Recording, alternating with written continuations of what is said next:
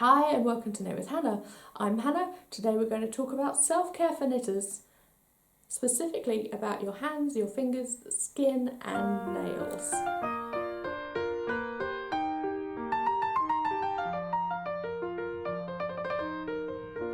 Hi and welcome to Knit with Hannah. I'm Hannah. I'm here with Knitting Natter to help you learn to knit the easy way.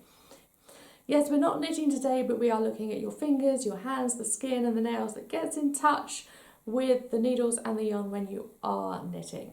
If you'd like to exercise your hands and your fingers and your wrists, then do go and have a look at the Yoga for Knitters hands and wrist class, because that can be really helpful too. If you use that on a regular basis, it will really support your knitting as well. So the first thing I would suggest to you is that you moisturize your hands and your fingers, your skin regularly, because it can get quite rough. If you're using quite harsh fibres, like 100% wool can sometimes be that little bit harsh, then you will notice that you end up with a little dry bits of skin all over your hands.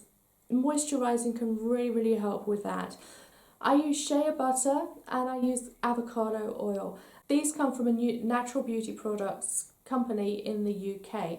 I will leave the link below. I'm not an affiliate or anything, but I love them. They use such natural products that it actually really is helpful, because I have very sensitive skin.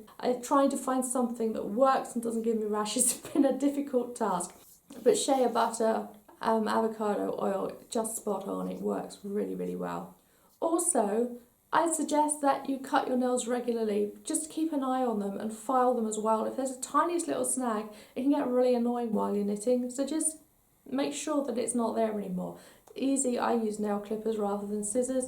I just find it easier, and you can use an emery board or a file as well. Just keeping on top of it. Now, there are other things that can happen with your nails. For example, I had hand, foot and mouth disease last autumn, which sounds absolutely horrific. It wasn't a great time for me, but it's just a virus. A lot of children get it in the autumn, and I just happened to pick it up as well. But the infection, the virus got into my nail beds too. So that has ended up being that my nails have taken a long time to grow through properly. I've had cracks in my nails, all sorts of things have gone wrong. And as those cracks are reaching the tips now, it's got to a point where they're really weak and flaky at the tips. So again, I keep them trimmed really close to the tips. And because there are cracks across my nails, and there have been for a few months, since well before Christmas, I've been wearing nail polish and changing it every 3 days, simply because if there's a slight snag on it or it's just cracked a little bit, it can open up another crack and another weak spot in my nails. It just strengthens my nails slightly and means that I've got a smoother top to them, and I can knit really happily with my nail polish on. Over this time too, before I was able to use the nail polish, I was putting small dressings over the tips of my fingers. I was leaving them open at night, but during the day it felt a lot easier to just live with a little bit of dressing over my nail and a bit of tape around it. And it meant that I was more comfortable, that the day was easier, I didn't have to worry about it, and if ever I was doing anything dirty around the house, I would just put vinyl gloves on or rubber gloves on and use them so that my hands wouldn't get wet and my hands wouldn't get dirty and my nails wouldn't snag. So if you are aware that you've got a hangnail or something like that, that's also an option. Putting a dressing on it with a bit of tape around, it means that you're open to knit, you're open to living your daily life without it being a real hassle for you. And it stops you picking at it and getting irritated and frustrated by it. Lets you forget it as well. Now, as I mentioned, there are some fibres that can be harsher on your skins. So this is a great reason if you are knitting one of those. For example, I was knitting a jumper a few years ago, and the fibre was quite coarse.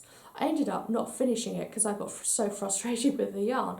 But that is a great reason to sit there with 2, 3 or 4 things on your needle at once, or knitting little items in between. It means that you're mixing up the fibres that you're knitting with. Your hands can just take a break if you want to carry on knitting a lot of the time.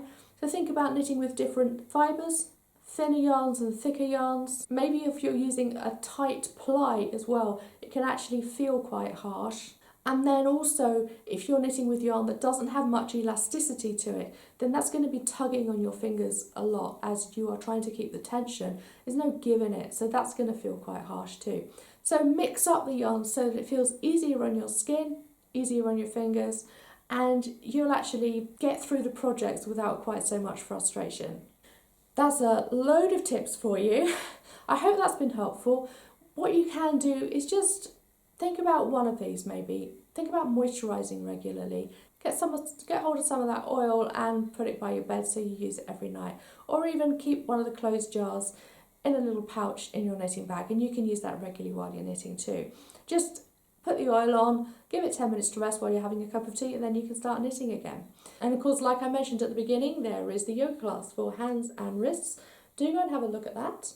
You can use that regularly, and it can really, really help just keeping your fingers flexible, your wrists ready for your knitting action, and it will feel a lot easier, and you're giving your hands, your wrists, your fingers and your skin some self-care. Okay, I hope I'll see you again next week. Thanks so much for joining me for today. If you've liked this, give me a thumbs up, and indeed do subscribe and click on the little bell for notifications if you're not subscribed already. Thanks so much for joining me. Bye for now. Happy knitting.